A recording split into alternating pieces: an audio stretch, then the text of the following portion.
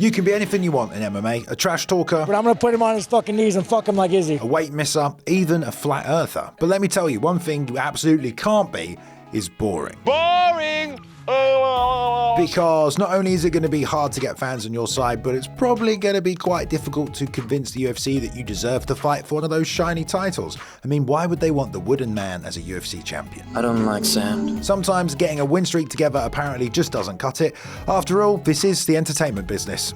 I'm Bailey in from MMA On Point. Yo, it's fight week, and this UFC 286 London card is pure fire. Our awesome friends over at Pristine Auction hooked us up with the Kamaru Usman signed glove ahead of his welterweight title fight with Leon Edwards. By now, you surely know who Pristine Auction are. They're the most trusted sports memorabilia auction site and the #1 place to get your hands on authentic signed signatures on the frickin' planet. To enter this awesome giveaway, all you have to do is use the code MMAOP10 when you register. The link is in the description. More on Pristine Auction later, but for now, here are 10 quote-unquote boring contenders the UFC held back. Number 10, Derek Brunson. Somewhat a dark horse of the middleweight division, Brunson has been able to put a few decent UFC win streaks together during his tenure. There was the 5-fight win streak that was stopped in 2016 by a Robert Whittaker head kick that, had he won, may have seen him challenge for a title, and then the reinvention that took place following his loss to Israel Adesanya. He was back 6 months later, still ranked the #9 contender, and determined to give his chances a UFC title another go. At one point in his career, Derek had kind of decided to go full Rambo mode and run at his opponents from the opening bell, but this time around, he was much more conservative and began relying once again on his wrestling. He picked up 2 wins against Elias Theodorou and Ian Heinisch, and although they were high-profile bouts, they weren't exactly Neo vs. Agent Smith in a subway station. He then impressively shut down the undefeated streak of Edmund Shabazian with his takedowns and wrestling game, and then did the same to Kevin Holland in a 5-round fight where he racked up 16 minutes of control time, which, when watching slowly take place at 3 a.m. in UK time, kind of felt like getting a lecture from Ben Stein. Bueller. Don't get me wrong, it was a dominant performance, obviously, but not the kind that ignites the UFC matchmakers. Still, we got another chance to put on a barn burner against Darren Till, and well, kind of did the same thing to him. After the fight, he called for a title shot against Izzy. Sit and wait. That gave me 5-6 months to go ahead and get my body right and prepare for this really last, long title push that I'm trying to make. But he didn't get one. Instead, he got the scariest guy in the division, Jared Cannonier, who was on just a 1-fight win streak, and they let Robert Whittaker have another crack at Izzy. Number 9, Carla Esparza. I suppose the first time around, Carla Esparza never got to be an actual title contender. She was the inaugural champion, so she didn't even need to make her way up the division. But after she lost her belt in her first defense, well, it was a hell of a long way back to the title, let's just say that. Not just because she lost in dominant fashion, but, well, also because her style wasn't exactly fan-friendly, I guess. Over the next 4 years, she went 3-3 in UFC competition, with some dominant wins as well as dominant losses. But after arguably the worst defeat in her career at the hands of Tatiana Suarez, she returned the following year and started what would turn into a 6-fight win streak. But all of her wins came by decision, while the title belt just sort of bounced between Zhang Weili, Joanna Jędrzejczyk and Rose Namajunas, without a thought really for the rest of the contenders. And to be honest, well, Carla probably deserved to be slid in there, but would it have sold as well? Probably not. Coupled with, I guess, the most controversial or intimidating thing about Carla is that she apparently eats a lot of cookies, and, well, yeah. She basically did the champion's job and cleared out the top contender Yan Xiaonan, and after that she became pretty much undeniable.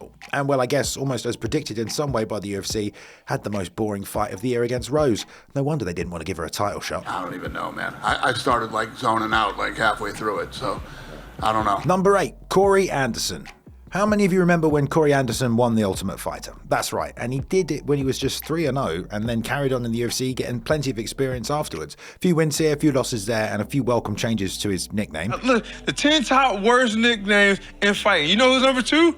Corey Beasley 25 a.m. We gotta change it. I can't be associated. We gotta change it, guys. We gotta change it. But after a loss to OSP, he was 9-4, and that's where he started to really come into his own as a title challenger. He decisioned everyone's favorite barista, Pat Cummins, took him down 12 times, actually, then beat Glover Teixeira and became the last loss on his record right up until he lost to Yuri. Then another decision, which, you know, isn't necessarily what the UFC looked for in a title contender, but he still beat Ilir Latifi. But then he had a big win when he stopped the streak in Johnny Walker in the first round via TKO. I mean, that's more like it, Anderson. But he wasn't even making the main card of pay-per-views with these performances. He was stuck on the prelims because, well, he wasn't exactly getting himself into fight of the nights. In fact, the UFC picked Dominic Reyes over him to fight Jon next for the title because I'm guessing they thought it would be a more entertaining fight, and you can't really deny that it was. But instead of waiting for his next shot at the title, Corey was given Jan Blachowicz, someone he'd technically already beaten, and unfortunately he was KO'd in the first round. He jumped ship to Bellator after that for a tournament system because you can't get screwed over there, right? Number 7, Curtis Blaydes. UFC debuts don't really come much harder than Francis Ngannou, do they? Well, Curtis Blaydes hung in there for 2 rounds before his eye turned into burger meat, and that was his first loss in MMA competition. And then he picked up 3 wins before challenging the elite of the heavyweight division. I mean, he almost got KO'd by Mark Hunt in Australia, but then he wrestled him for 3 rounds, then controlled over him for 7 minutes before TKOing him. And to be honest, although his fights were at times a little low in action, he should really have gotten a title fight. But DC came up from 205, and so Curtis had to face Francis Ngannou again, who'd already fought for the belt once before, and well, Curtis got KO'd in 45 seconds, so no title shot this time around. So he went back to the division and proceeded to build another 4-fight winning streak, with 2 finishes this time. But against Volkov, he once again went back to his wrestling and took him down 12 times with 19 minutes of control time, which again is not usually what the matchmakers look for. I'm not trying to bash grappling in this list, it's just the UFC who want to see you get finishes and do exciting shit to get yourself a title shot.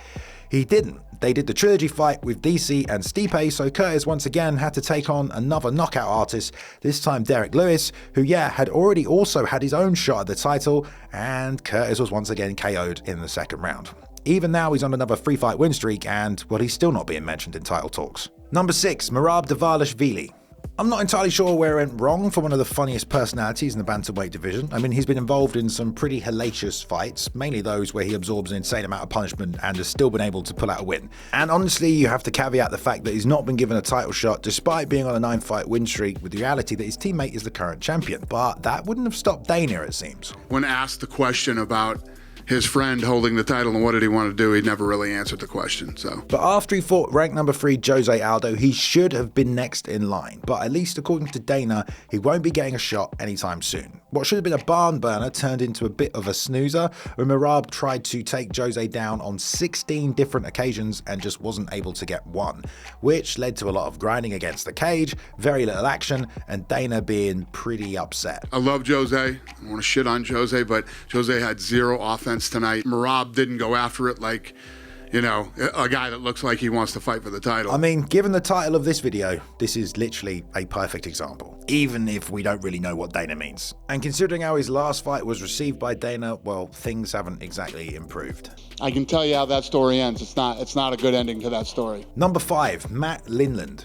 You know what's a really exciting martial art? Greco-Roman wrestling. Yeah, big fan of that Milo of Croton bloke. Anyway, you know, sadly, that didn't really translate to MMA. I mean, I'm a grappling fan, but well, considering Greco often involves just double underhooking your opponent against the fence for a significant portion of the fight, it's not always the most exciting thing, is it? Well, try telling that to Matt Lindland. He was a master at holding people against the fence and just grinding them down, getting all sweaty and laying on top of you. Real talk, he would purposely not shower for weeks before a fight just so he could make things as grim as possible. I mean, he took on one of the new exciting signings, Phil Baroni, and just smothered him for 3 rounds and then kind of did it again in the rematch a few fights later. But they did give him a title shot, but he was tapped by the champion Bustamante, but stayed in the promotion, winning 4 of his next 5, mainly again by being a sweaty, smelly human blanket. Can't deny it was effective though. But when the champion left the division to go to Pride, Matt Lindland was the first to put his hand up and say, "Yo, put me in, coach, put me in." How about no? According to John Hackelman, the UFC just didn't like him or his style and didn't want him anywhere near their shiny middleweight belt. So instead, why don't you take on Dave Terrell, this guy who's arguably the greatest UFC prospect ever at this point in history,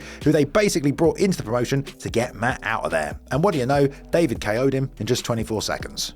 Number 4, Ben Askren. Okay, well, first of all, for Ben Askren, it has to be said that his bore ability never really seemed to hold him back from world titles, at least not in the UFC. Starting with the 2010 Bellator welterweight tournament, he got 1 submission and then decisioned his next 6 opponents, all by way of bear huggery.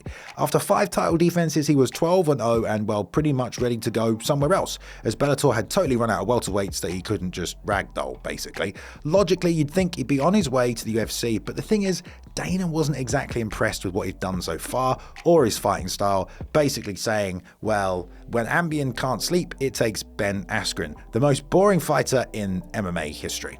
And that was kind of the narrative around his career at the time. Does it bother you that people call you lay and pray? Is that term something that you say, okay, I'm over it, I'm winning fights, whatever, I'm fighting, not you? Before this fight, I said the only person laying and praying is Carl Amasu's going to be laying on his back and praying I stop hitting him in his face. Yeah, and this is what Dana had to say when asked if they were going to sign him back in 2013. They don't want him.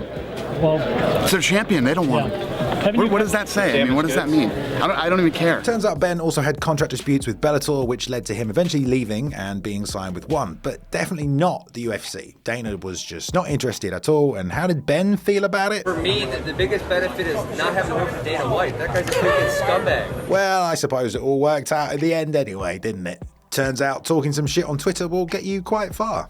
Number 3, Ryan Bader. At one point, it did actually look like Ryan Bader would be the light heavyweight division's next big thing, but then he ran into Jon Jones on his way up, and well, Bones took the throne, and that's how it goes. But Darth returned to the division to seek justice. Okay, he was immediately tapped out by Tito Ortiz, but right after that, okay? Eventually, he got himself back on a 3-fight win streak, albeit 3 unanimous decisions, not exactly thrill-seeking decisions either, and he was matched up with Phil Davis, the guy who had just fought and lost his own title eliminator fight, so he was right on the edge. It was a marquee matchup, but honestly, it was 2 amazing grapplers having a bit of a shit kickboxing fight. Ryan took a split decision, which made it 4 wins in a row, all by decision, which, though still at light heavyweight, usually pretty much guaranteed you a title shot. But he didn't get one. Oh no, instead of the champ at 192, he was given Rashad Evans, while DC fought Alexander Gustafsson, who was actually coming off a loss, but I guess it would have sold more than Ryan Bader. Can't help but feel like if Bader had been a bit more like Rogue One Vader, instead of that, well, like stiff-ass version that fought Obi-Wan in the first movie, then he might have actually been given what he wanted. Either way, he beat Rashad in another kind of lackluster decision, actually sort of make that 5 decision wins in a row. But even so now, I mean, surely now is the time for his shot at the belt. I mean, wasn't he the easiest fight in the division, DC? I asked to fight you. They said, Daniel, what do you want? I said, I want the easiest fight in the division. I want Ryan Bader. Well, no. The UFC wanted to book Jones DC 2 for UFC 200 for obvious reasons. That's a massive fight. And, well, they kind of just fed Bader to Rumble the KO machine in the meantime. And Rumble had already had his own chance at a UFC title, and it only took him 90 seconds to sleep Bader, putting an end to his title campaign for a second time. Yeah, don't blame him for going to Bellator after that one, to be honest. Number 2, Jon Fitch. Well, not many people start off their MMA careers with a 16-fight win streak that leads all the way to a UFC title shot, but Jon Fitch was a pretty talented guy with a suffocating grappling game and a janky style that gave a ton of welterweights problems. Just not George St. Pierre. After 8 UFC wins in just 3 years, Fitch got his shot against the GOAT, and the grappler was taken down 7 times and controlled for 11 minutes by the champion. So it was back to the rankings for Fitch where, well, he became a bit of a problem for the promotion because he was beating everyone they put in front of him, albeit by, yeah, I'm just going to say it, kind of boring unanimous decision after decision. After 3 more wins, he fought at UFC 111, the same card as GSP vs Dan Hardy, and beat Ben Saunders, setting him up potentially for a title shot. I mean, that was 4 wins in a row, but were the UFC going to give him one? Nah. GSP rematched Koscheck instead, who was only on a 3-fight winning streak. 2 of them were finishes, and one of them was that god-awful fight with Paul Daly where he just held him down for 12 minutes. But they still gave him the shot over Fitch, and Jon, he had to fight the former challenger and scariest dude in the division, Thiago Alves, a guy he'd already bloody beaten. Jon pulled out the win again, somehow, making it 5 in a row, but alas, he wasn't given another shot at the belt. He had to randomly fight BJ Penn, that ended in a weird draw, and then frickin' Johnny Hendricks. So basically, to this point, he was picking off all the top contenders and was undefeated against them for 2 straight years, while guys like Koscheck were getting title shots on only 3 fights. Dana and the UFC clearly wanted him nowhere near that belt. Fitch lost and was even dropped from the promotion while still being ranked in the top 9. It was then that Dana kind of made it clear what his problem was with Fitch. So it's not like Jon Fitch was on this incredible fucking winning streak, one of the greatest fucking welterweights in the history of the world. This guy's a fucking Hall of Famer. Guy's never won a fucking title in his life. This is the UFC. This is the pinnacle of this sport. You want to go around and lay on guys? How many people are beating down the door, you know, to see any of those guys fight again? Number 1, Leon Edwards. I don't think many people would say these days that Leon is necessarily boring, but if you check MMA forums over the last 3 years, there were a lot of people that, didn't like his style. Apparently he was taking guys like Luque, Cerrone and RDA, some of the most exciting fighters in the division, and turning them into some of the most boring. I mean, I've seen posts literally calling him the most boring fighter in UFC history, which I guess you probably need to watch some more of the history of the sport, to be honest. But either way, the UFC made him work hard to get that title shot, going all the way back to 2019.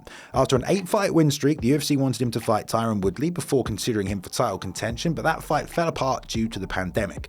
A fight was then teased with Wonderboy, but Leon didn't want it. He wanted a top 4 guy so he could get to the title. Then his next fight offer, not even top 10 ranked Khamzat Chimaev. But that fight fell apart 3 times and wasn't really his fault. And in 2020, Jorge Masvidal got the title shot instead of him when Gilbert Burns got injured because, well, the fastest KO in UFC history is better than a consistent win streak, I guess. And they probably thought it would sell more pay-per-views. Gilbert Burns then finally had his chance, and Leon might have got a shot after that, but, well, I guess because he was still a star, the UFC put Jorge back into a title rematch, and they were going to an arena in Florida, so it was pretty much a guaranteed moneymaker. But even after he beat Nate Diaz in a 5-round contest that he made look all too easy, but I guess he couldn't finish, Colby Covington was given another shot ahead of Leon to sell another epic rematch, and Leon was once again passed up. And this really was how crazy it got. 2 guys got rematches while he was left there just waiting, and Gilbert Burns soared past him in the ranks as well, all the way to a title shot. At this point, we are talking 3 whole years of getting snubbed for title shots, and, well, when he got one, he won, so... A huge thanks to Pristine Auction for sponsoring today's video. They hooked us up with this awesome Kamaru Usman signed glove to give away. Pristine Auction has a huge catalog of UFC and MMA signed stuff and has auctions with items starting at just $1, and each day there are over 1,000 autographed items available. This means you can get your hands on authentic signatures at affordable prices for your favorite UFC athletes. They're offering $10 off your first signed item at auction when you use the registration code MMAOP10, and you'll automatically be entered into the giveaway. Alright, I know some of these fighters are boring, so I hope you didn't fall asleep, but you know who's not boring? George Hutchinson. That's right, he edited this video for your viewing pleasure. Okay, you can follow him at G Hutchinson MMA. Give him some love. Maybe you do want to fall asleep. I mean, you could listen to Ben Rosette on Spotify. He did the music in the intro, but he also has some super sweet lullabies that will soothe you into a stupor. Let me know down below who is the most boring. Come on, I mean, like, these guys still deserve title shots, in my opinion. Who cares about boring, okay? Put them in a basketball court, I say. Go ahead and give us a like as well if you enjoyed the video, and a subscribe if you want to see more from us, because you'll get notifications. That's how it works. I've been Bailey, and thank you for watching. I will definitely see you in the next one.